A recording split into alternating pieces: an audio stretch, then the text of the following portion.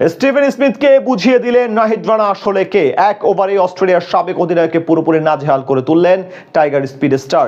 গতি, বাউন্স কিংবা ইয়র্কার সব দিক থেকে স্মিথকে রীতিমতো কোণঠাসা করে তুললেন তিনি। একের পর এক দুর্দান্ত ডেলিভারি দেখে হতবাক ধারাভাষ্যকাররাও। নাহিদ রানার এমন বোলিং নিয়ে বাকিটা জানবো এ প্রতিবেদন থেকে।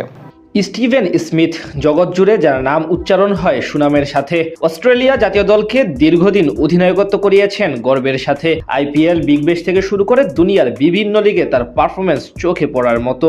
এবার পাকিস্তান সুপার লিগেও খেলছেন অসাধারণ সেই স্মিথকে এবার টানা 4 বলে 4 বার পরাস্ত করলেন বাংলাদেশের নাহিদ রানা। হ্যাঁ, আমাদের নাহিদের সামনে পুরোপুরি কোণঠাসা হয়ে পড়লেন অস্ট্রেলিয়ার স্মিথ। তার বলের স্পিড, লাইন লেন্থ কিছুই বুঝতে পারেননি অস্ট্রেলিয়া জাতীয় দলের এবং পিএসএল এর বর্তমান দল মুলতান সুলতানের এই ওপেনার। বাংলাদেশের পেস ইউনিটের নতুন প্রদীপ ধরা হয় নাহিদ রানাকে। দেশের গন্ডি পার হয়ে এখন পাকিস্তান সুপার লিগেও সবচেয়ে চর্চিত নামগুলোর একটি হয়ে উঠেছেন তিনি। তার বোলিং আগুনে ছারখার টুর্নামেন্টের নাম করা সব ব্যাটাররা। ইকোনমি রেটের দিক থেকে আসলে এখন অব্দি সবার শীর্ষে তিনি।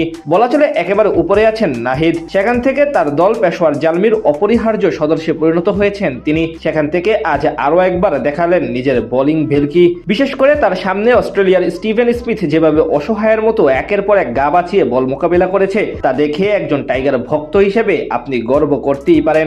নিউজিল্যান্ডের বিপক্ষে ওডিআই সিরিজের জন্য দেশে ফেরার আগে আজ শেষবারের মতো পেশোয়ার জালমির হয়ে মাঠে নামেন নাহিদ রানা।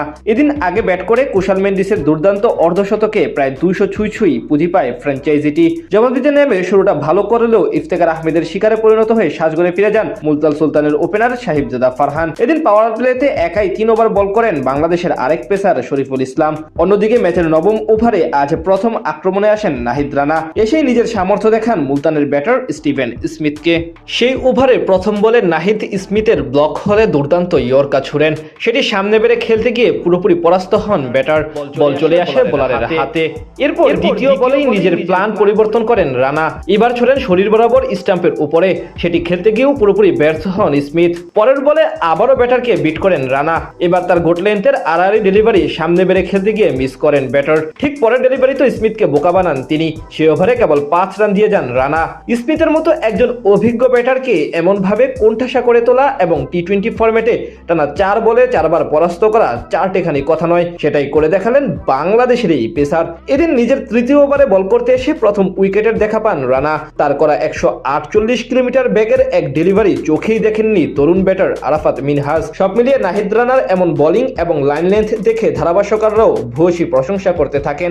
অনেকে তাকে আগামী দিনের ক্রিকেট বিশ্বের বড় তারকা মনে করতে শুরু করেছেন। বিশেষ করে গতির সাথে যেভাবে তিনি বল কন্ট্রোল করেন সেটা ক্রিকেট বিশ্বে বর্তমান সময়ে বিরল।